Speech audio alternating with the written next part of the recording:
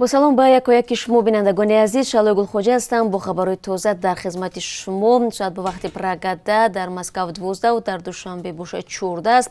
در صورتی که امروزه من در خدمت شما هستم با خبرهای تازه تاجیکستان و جهان و در دام این صحبت کوشش میکنم با سوالهایی که در جریان پخش مستقیم از ما میپرسید جواب بدهم. از جمله در این صحبت خود درباره نرخ پتنت در روسیه خواهیم گفت که برای سال آینده تعیین شده است و همین گونه از قرب اسعار خارجی و پروازهای چارتری یادآور میشوم.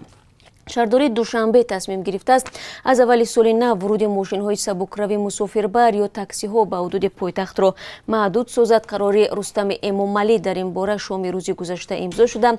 از 1 ینور مورد اجرا می‌دارد. همکنون راننده‌های مسافربرها وظیفه دارند نیازمندان را در ترمینال‌های شرقی و جنوبی فرارند و آنها توسط نقلیات جمعیتی تا جای ضروری خود را برسانند. یعنی مسافربرها باید مسافرانشان را از شهر وحدت، نوی فیض‌آباد، شهر روغون، وادی رشت و منطقه کلوب ولایت ختلان توسط دروازه شرقی در ترمینال مسافربری شرق ترانس و نقلیات مسافربر آدمان را از نوی رودکی و ولایت ختلان توسط دروازه جنوبی در ترمینال مسافربری توجیک ونش ترانس فرارند. شهرداری میگوید چون این تصمیم با مقصد به تنظیم درآوردن واسطه‌های نقلیات مسافربری به حدود شهر دوشنبه وارد شونده و خطهای سری داخل شهری کاهش دادن تنبشوی واسطه‌های نقلیات در راه‌های پایتخت روی دست گرفته شده است. مقامات توجیک پیشنهاد حزب سوسیال دموکراتی تاجیکستان را برای کرایه وکیل مدافع به محمود اودینایف رد کردند. رحمت الله زویرов رئیس حزب میگوید مقامات گفتند معاون حزب سوسیال دموکرات با سبب اوباش بازداشت شده است. نفعالیت حزبی به قول زویرов از حقوق اودینایف ادوکات دولتی حمایت خواهد کرد. به قول او آخر هفته گذشته به دوستانی شهر سور که تفتیش پرونده محمود اودینایف آنجا پیش برده می شود رفته بود و در دوستانی برایش گفتند که نسبت محمود اودینایف 20 نوامبر برای اوباش پرونده جنایتی آغاز شده است. به زویرов میسر نشده است که با اودینایف ملاقات کند. اودینایف روز شنبه 5 دکبر از سوی ماموران پلیس در حدود شهر دوشنبه بازداشت و برای 2 ماه به حبس پیشکی گرفته شده است. خبرگزاری دولتی خاور از قبل نمایندگان شبکه‌های برقی شهر دوشنبه می‌نویسد که برخی ساکنان پول نیروی برق را سر وقت پرداخت نکرده بر ضمن این به ناظران برق معامله درشت می‌کنند. گذشته از این بعضی افراد سببگار تلفات بر زیادی نیروی برق می‌شوند. از جمله مثال آورده شده است که در اول ماه دکبر تنها در نتیجه از جانب کارمندان میلیسای دوشنبه گذراندن سنجش 2 دلیل استفاده غیر قانونی نیروی برق با ضرری بیش از 11000 سومانی آشکار کرده شده است. این هم در حالی است که به گفته شرکت برق توجیک امسال ذخیره‌های آبی و انرژتیکی کشور محدود بوده نسبت سال گذشته 44% کمتر می باشد. باید گفت در این زمان معاون رئیس ولایت سوخت خال حیدر ضمن یک جلسه کوری در هفته گذشته گفته است در این ولایت از مبلغ عمومی نیروی برق استفاده شده همگی 87% پرداخت شده است. این مقامدار افزود در این اواخر استفاده نیروی برق در ساختارهای کشاورزی افزایش یافته است. در شمال تاجیکستان به خاطر صرف نمودن برق 791 نقطه فروشی انگشت و 410 نقطه فروشی گاز مایع را به راه ماندند. وزارت کارهای داخلی تاجیکستان خبر می‌دهد که روز 13 دکبر در چقوری نزدیک اداره شبکه برق شهرک فیض‌آباد جسد زن 24 ساله با علامت‌های مرگ مجبوری پیدا کرده شد. در پی با گمان آدمکشی ساکن 32 ساله نویه فیض‌آباد که قبلا سود شده بود از دستگیر گردید. وزارت می‌گوید مرد متهم روز 11 دکبر بعد جنجال اویلوی با همسرش او را به چقوری تله داده سپس بوغی کرده است. بعد این فرد گمانبر جسد را زیر خاک می‌کند. از روی این حادثه تفتیشات ادامه دارد. کمیته ولایت‌های فوق‌العاده تاجیکستان می‌گوید که در قطعه‌های خطرناک راه‌های کوهستانی تاجیکستان پاسگاه‌های سیار و یا موبیلی گذاشته شدند. پاسگاه‌ها با نجات بخشان در موضع‌های جایگیر کرده شدند که در آن جای‌ها احتمال فرآمدن ترمه و سنگریزی بیشتر است. یکی از پاسگاه‌ها در کیلومتر 62 راه دوشنبه از سوخت نصب کرده شد. کارمندان کمیته ولایت‌های فوق‌العاده در شهر میخوره نوبتداری خواهند کرد. در صورت حالت اضطراری آنها فوراً به مجروحان کمک мерасонанд.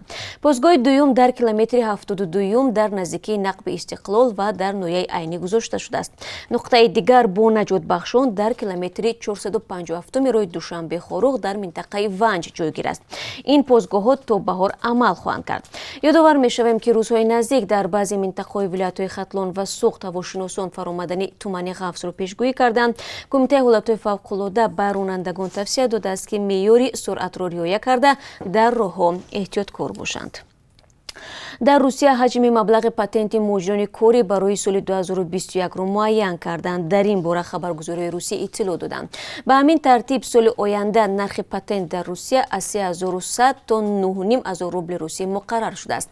Аз ҳама нархи баланд дар округи автономии Ямала-Ненецк ва аз ҳама арзон дар ҷумҳурии Осетияи Шимолӣ будааст. Дар Москав аз моҳи январи соли оянда арзиши патент 5341 рубл қимат хоҳад дошт. Дар вилояти Москав бошад 5092 рубли русӣ таъин шудааст. Дар Санкт-Петербург муҷирони корӣ аз моҳи оянда патентро бар ивази 4000 рубли русӣ дастрас хоҳанд кард. Муҷирони меҳнатӣ бояд пули ҳармоҳаи патентро 3 ва ё 4 рӯз қабл аз санаи додашудаи ин ҳуҷҷат пардохт намоянд.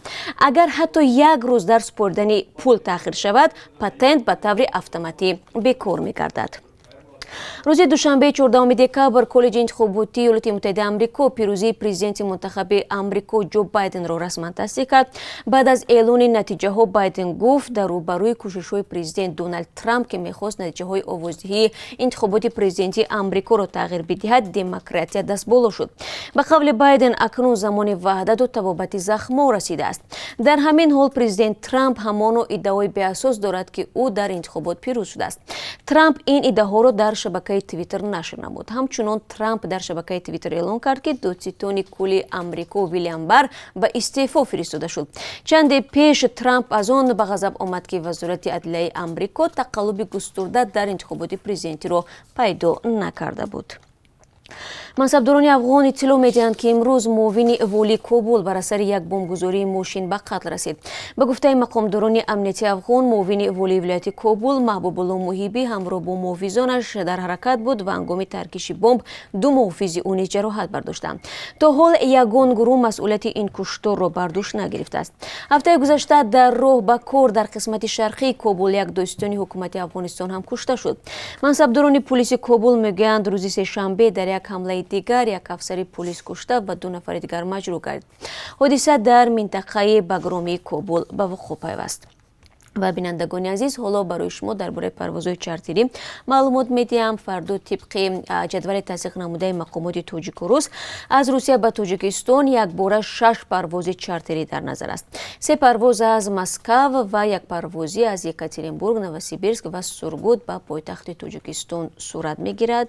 Билет нархаш ҳамоно бетағйир аст 395 евро. Дар бораи эҳтимоли боз шудани марзҳо ва ё барқарор гардидани парвозҳои доимӣ то ҳол ягон хабаре нест. Агар навгонӣ шуд, мо ҳатман барои шумо дӯстони азиз хоҳем гуфт. ва дар идомаи мавзӯи муҳоҷирату Русия дар як пажӯҳиши созмони ҷаҳонии муҳоҷират ки бо ширкати 356 муҳоҷири баргашта доир шудааст, муайян гардидааст ки 26% онҳо аз дарду алами марбут бо корашон дар муҳоҷират азият мекашанд. 10% гуфтанд ки кор дар муҳоҷират онҳоро маъюб кард. 35% муҳоҷирон мегӯянд бо ошуфтагӣ ва фишори равонӣ дар давраи муҳоҷират ва ё баъд аз он мувоҷеҳ шуданд. 78% иштироккунандагони ин пажӯҳиш таваҷҷӯҳ нишон доданд ки бо мутахассисони ирфаӣ дар ин бора суҳбат намоянд.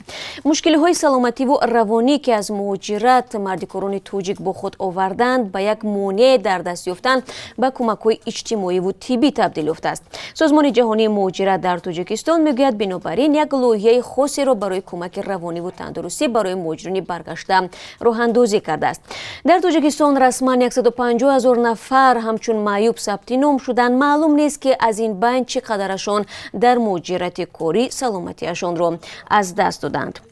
ва ҳукумати тоҷикистон дастур додааст ки ҳамарӯза то фарорасидани соли нав дар бозорҳои Мергон, Саховат ва Қарияи Болову назди бинои кумитаи меъмориву сохтмон дар ҳудуди шаҳри Душанбе ярмарка фурӯши маҳсулоти кишоварзӣ ташкил гардад. Гуфта мешавад, дар ин ярмаркаҳо гӯшти гов, гӯсфанд, мурғ, туғм, картошка, пиёз, сабзӣ, карам ва дигар маҳсулот бо нархи нисбатан арзонтар аз бозор ба фурӯш гузошта мешаванд. Ин ярмаркаҳо дар ҳоле ташкил мегарданд ки дар чанд моҳи охир сокинони Тоҷикистон аз болоравии бесобиқаи нархи маводи хӯрокворӣ дар бозорҳои кишвар шикоят мекунанд.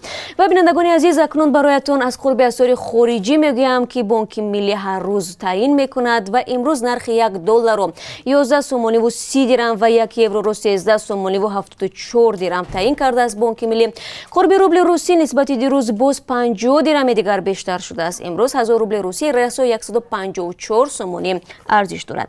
ин чанд хабари тозае буд ки хостам дар ин соат барои шумо бигӯям. Бинандагони азиз, бо хабарҳои тоза ман шуморо 3 соат пас дар барномаи хабарӣ мунтазирам. худро эҳтиёт кунед, рӯзи хуб дошта бошед ва сипос барои ҳамроҳӣ.